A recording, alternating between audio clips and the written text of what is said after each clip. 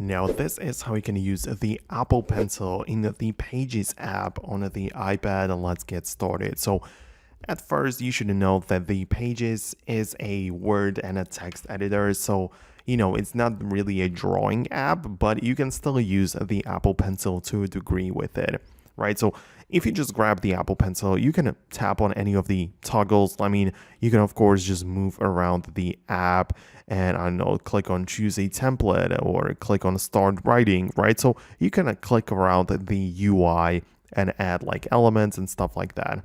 However, if you really want to get the power of the Apple Pencil, what you need to do is to tap on the image icon whenever you have an open document, and there click on drawing.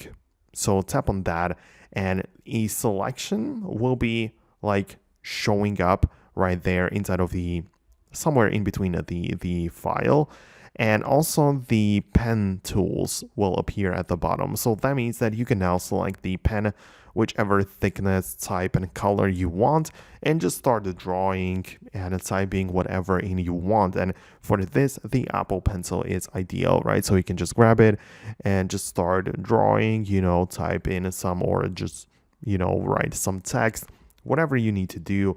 It's easily achievable right here, but only within this window, obviously, but it still works well.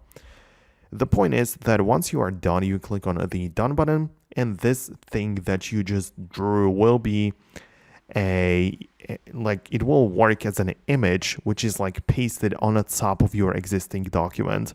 So as you can see, it even has like transparent background, so I can move it around the pages, make it larger, smaller, do whatever you want, just like you would do with a regular image. So that's how it works. That is the best way how you can use the Apple Pencil inside of the Pages app on the iPad.